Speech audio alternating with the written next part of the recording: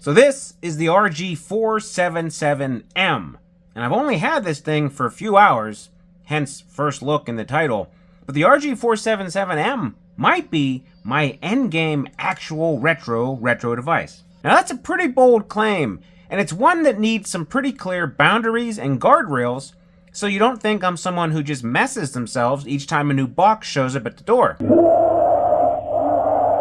And it's not like I've been going crazy about Anbernic stuff. I had some reservations about the 557, and the slide was just okay. I haven't really been feeling Anbernic's higher end releases this year. The 477M is different though, because in a lot of ways, it's one of the most iterative designs they've ever done, but they did it in a really intelligent way. It's one of the few Anbernic releases where they didn't fix something in column A while then fumbling something in column B. It's like someone spent a long time playing the 405M, taking copious notes, and then they were given a ton of resources to make it better in every single way. It's not flawless, but it's really, really solid. And not just because it's metal, eh? So let's do a real quick first impressions video so you have an idea why I'm so jazzed about this thing, especially since it just showed up like 5 hours ago and it goes on sale this Saturday. The 477M comes in 2 color options and 2 power/storage options. The colors are a bronze metallic and this straight silver aluminum look. This silver one looks like it just came off the factory floor, albeit there is a protective coating of some sort. It's not raw aluminum, as far as I can tell. The bronze one looks to be the nicer option if you ask me. It looks super sleek. But this all silver aluminum one, I don't know. It's unique.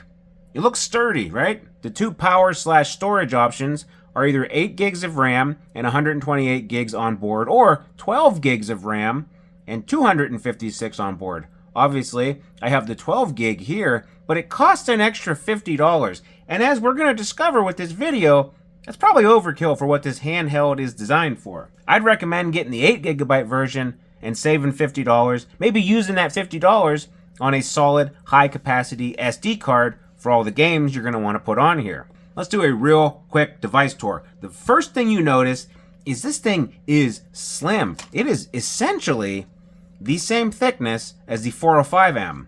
And these are very similar. We're going to compare them here in a minute. But it's very, very slim. It's very pocketable. The sticks protrude just a little bit, so it's not like perfectly flat, but honestly, they're not that much further up than the D-pad and the face buttons. It's very, very sleek. Now, it's tall and it's wide, but it's very, very sleek.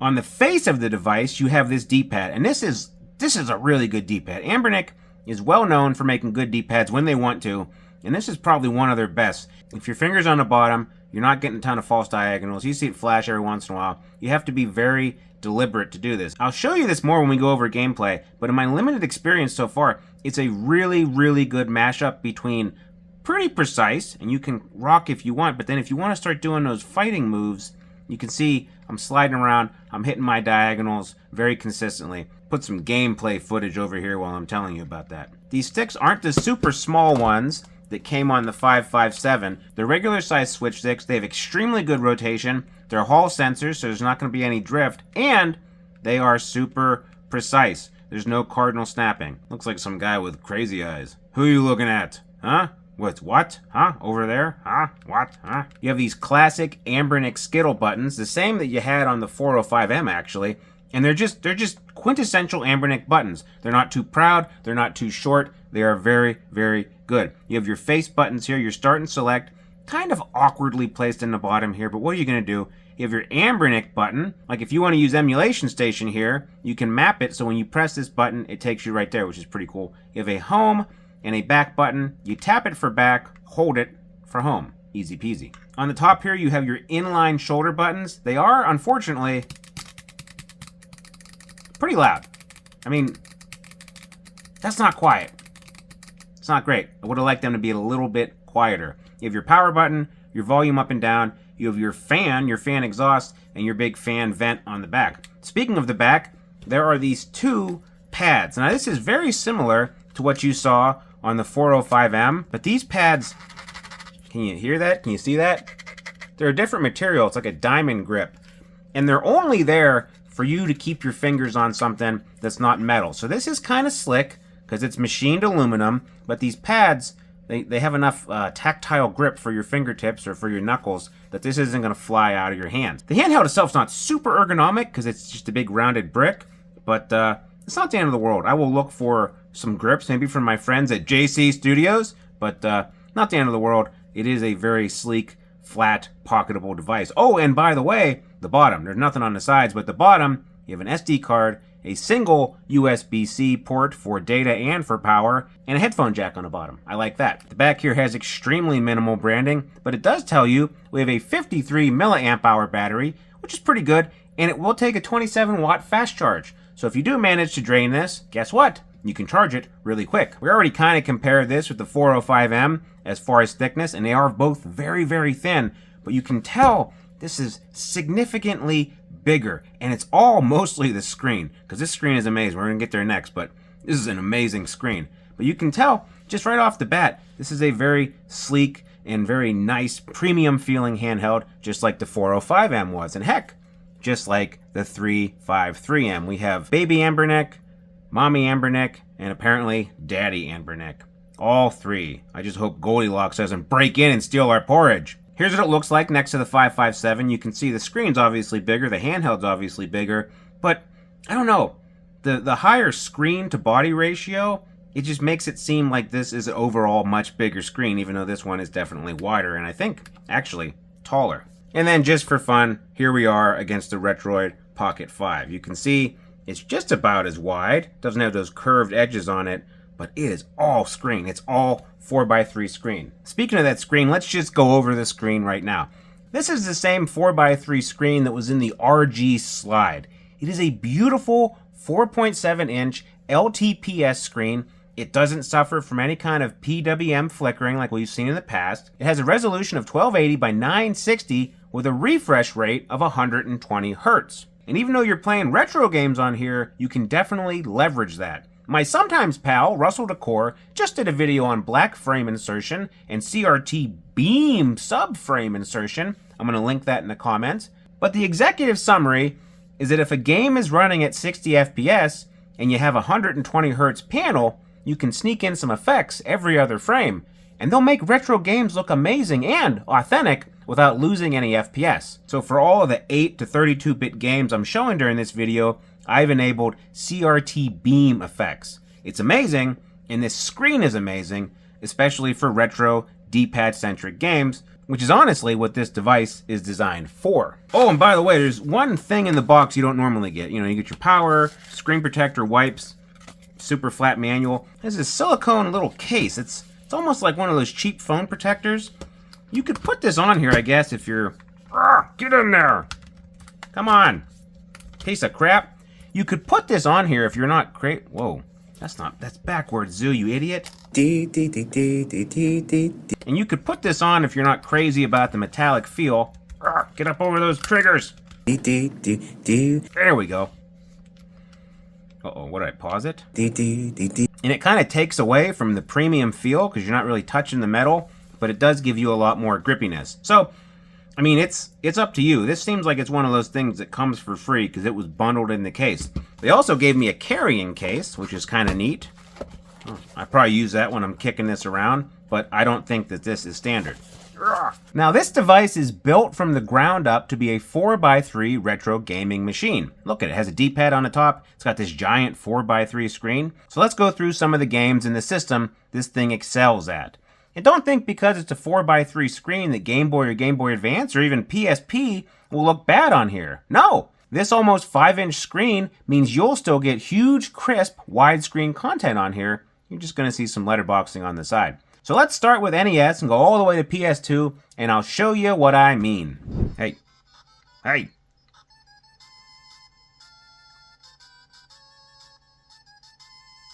Yeah, we'll see.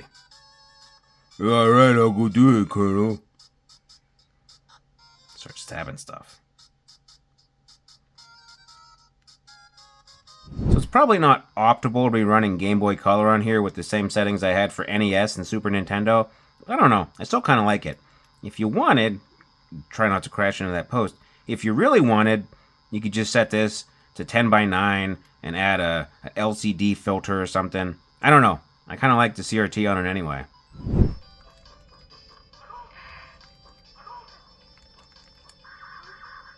Ah! Don't dodge my ultimate attack. Nani?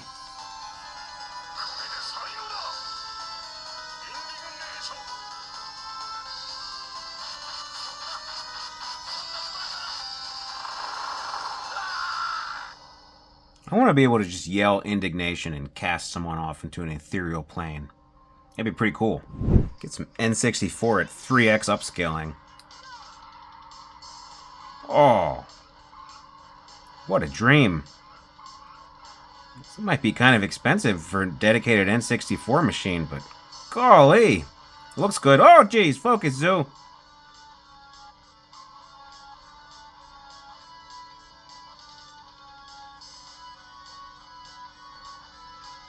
Man. Checkpoint. See here, Game Boy Advance looks great. You just have very minimal letterboxing on the top and the bottom. And I have the LCD 3X shader I always use.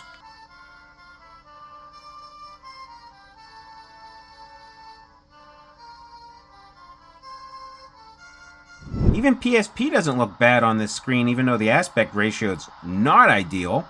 And it's upscaled 4X and it's running great. Let's knock this guy in his butt.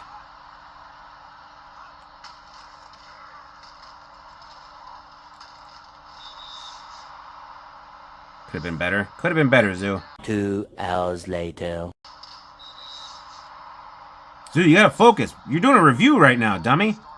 One thing I will complain about is, and I'm gonna artificially make it happen. So on auto, the fan will kick on occasionally. I'm gonna turn it up to strong.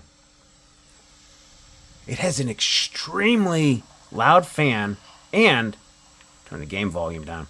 It has crazy coil whine. So let's turn that off and then turn it back on.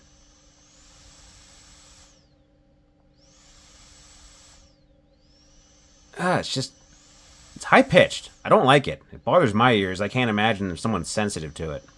The fan is definitely a flaw. Tell you what, though. Outside of that fan noise, which it comes and goes, and you can always force it off if you want the handheld to be hot, this sucker is a really good GameCube machine, which makes sense because the 557 was also really, really good at GameCube and PS2. It's just... everything just kind of works. And everything pretty much runs at 2x without any fiddling around. It's just neat when everything kind of works, right?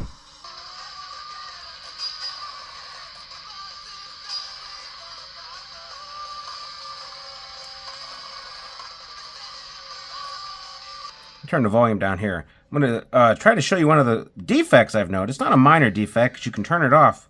But the vibration motor in here, it's all or nothing. And when I get grinding over here, you'll hear it.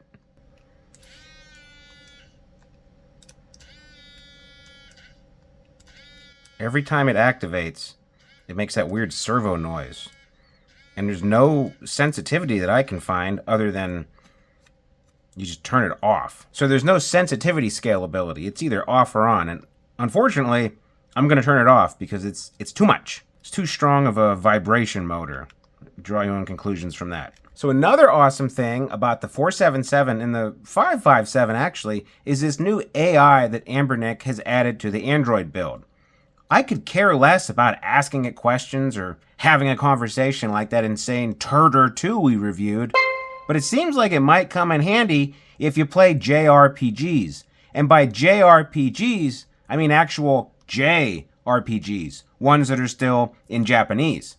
I've been doing Duolingo for a while, but I still bounce off anything beyond toddler-level text. And while all of the hidden gems have been translated by fan groups, so you're not locked out of Mother 3 or the SNES Fire Emblem games, what about games that haven't been finished yet? Well, here's where the AI comes in. Activate your AI window. You can use the RG key for continuous translation, and then you go to, say, a Super Nintendo game that I specifically got in Japanese. I wonder what that means. That's it, dude. What do you think of Millie? Now look, this is not perfect, right? And I'm not expecting Shakespeare from machine-translated stuff. but just look how it works on static dialogue text. It's not going to be perfect. It's not going to replace a quality team of translators and modders who put love and effort into a translation patch, but it's pretty good in a pinch. And this is like the first go-around. It might get better. It probably will get better. And the idea of this, maybe more than this initial implementation, the idea is super interesting to me. Because if this was like a floating translation layer, and every time the text moved, it automatically translated and moved up for you, that'd be amazing. It wouldn't replace an actual translation job, but it'd be pretty good. Now let's be clear. This isn't a flawless device. My main issue with it is that it's using the same Dimensity 8300 chipset as the 557, and as I explained in all the prior 557 videos, the D8300 is full of raw power, but I can't unlock all of it because of driver incompatibility issues. So on paper, it should be able to beat the pants off of the Retroid Pocket 5 at Switch emulation, but it performs worse because all the emulators, at least all the emulators until this point, are optimized for Snapdragon SoC. And in the 557, a big old widescreen device, that's much more of a flaw because the design of the 557 naturally lent itself to more advanced widescreen systems like the Switch. With the 477M, everything about it is geared towards 4x3 games. You know, stuff from like 20 or 30 years ago. Actual retro games. So I'm not even going to bother messing around with more modern stuff on here like Switch. I'm going to play all my retro games with crazy CRT shaders, or I can upscale N64 through PlayStation 2 and have a ball. The 477M is also pretty heavy. It's like 3/4 of a pound. It's because of the CNC aluminum shell, and it doesn't really bother me a lot. Like, I like the bulk. Heavy is good. Heavy is reliable. If it doesn't work, I can still hit people with it. But I can see how it might be a problem for people with hand or wrist issues. The metal shell, when you don't have this silicone thing on, also conducts heat. So this is naturally going to get warmer in your hands than a plastic device would. There seems to be some behind-the-scenes throttling going on to keep this running cooler, though. It lowers your super high-end performance, and there might be ways to disable it with scripts, kind of like how we unlock the true performance of the 557. But again, I don't really mind, because I'm not trying to play Switch games on here. I want some 2X GameCube stuff, and I'm okay that I can do that, while making the battery last longer, and not melting off my fingertips. The fan helps with the cooling too, but unfortunately, if you max it out, it's loud as hell. Like, it's annoying, and it's coil whine. It's not great. I really don't like it. It's probably the only true technical mechanical flaw with the device. A lot of other stuff comes down to preference, like trigger placement and the noise of the triggers, but the fan is just way too loud, way too whiny. No me gusta. Luckily, you can turn it off if you want to. Anyway, this was supposed to be a quick first impression, so I don't want to drag this on much longer. So let's do a real quick, what did we learn? And we learned that the 477 might be an endgame 4x3 device for a lot of people. I honestly wouldn't be mad if they put this screen and chipset into some different form factors, like maybe the SNES or the Genesis molds they used last year. But overall, it is really, really great for 4x3 stuff. All your lower end games are going to be able to run with shaders and black frame insertion, N64, Dreamcast, that sort of thing. They're going to be able to run upscale to pretty much match the resolution of the screen, which is awesome. And you can play like 99% of the PS2 and GameCube libraries at least 2x resolution without a lot of fiddling around. It struggles above PS2 and GameCube, but I don't care because I don't want to play more modern games on here. This giant 4x3 screen and D-pad centric layout makes this perfect for PlayStation 2, GameCube, and below.